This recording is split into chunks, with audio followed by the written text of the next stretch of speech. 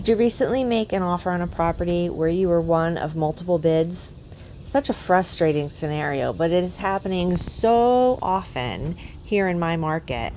And when I look at Facebook groups that are national, it's happening really across the country in lots of different markets and different price points. So if you lost that offer, I want to make sure that you know how to put your best foot forward so that you can compete for the next one.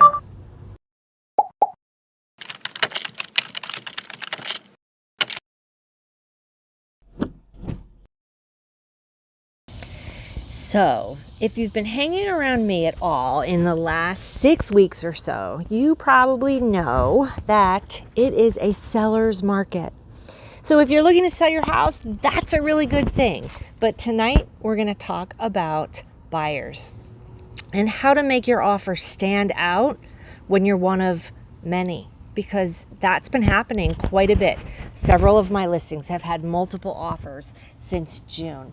The buyers never really went away during the pandemic. In fact, there's more buyers now than there were when this started. And that's because people are looking to come out of the city or, for whatever the reasons are. Tonight's video topic really is what can you do to make your offer stand out among a crowd. There's no magic wand. Honestly, I really wish there was, because it's very disheartening when you find a house that you love and you put in an offer and you get that phone call that they took another offer.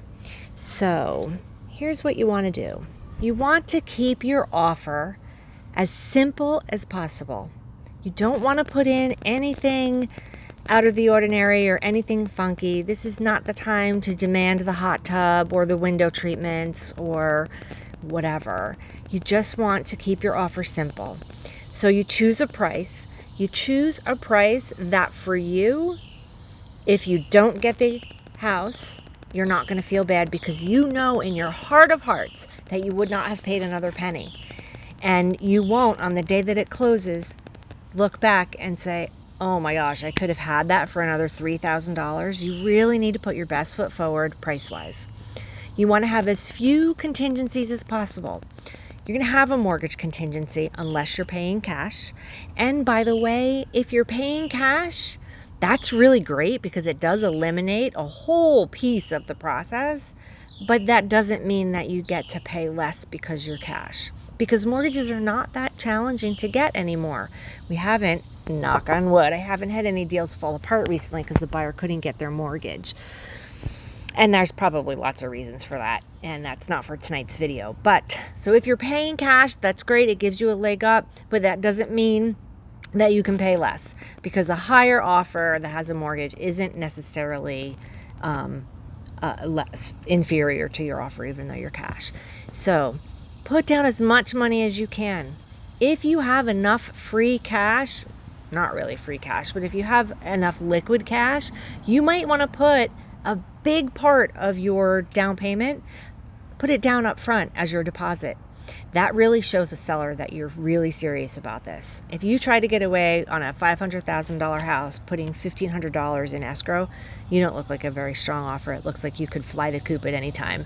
We'd rather see a full 10% or $25,000, a number that's big enough that tells the seller you're serious. Okay? You might want to ask your realtor to call the listing agent and find out what the seller's preferred closing date is. And if there's anything else that you might want to know that might make your offer sweeter. So keep it simple, offer strong, put as much money down up front as you can. I don't recommend waiving your right to an inspection or waiving your right to an appraisal. Don't ever waive those rights.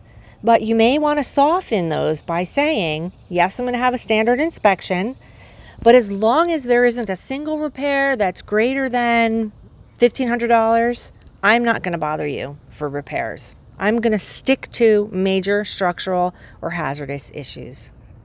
And for the appraisal, if you're pushing a purchase price way up over asking, you might be looking at a bank that might not appraise it for that value. So it might be good for you as a buyer to say, look, as long as it appraises for list price, or as long as it appraises for X% from my number, I'm okay if it doesn't appraise at contract price. And take that worry away, because that's a reason sometimes that somebody might not take a higher offer.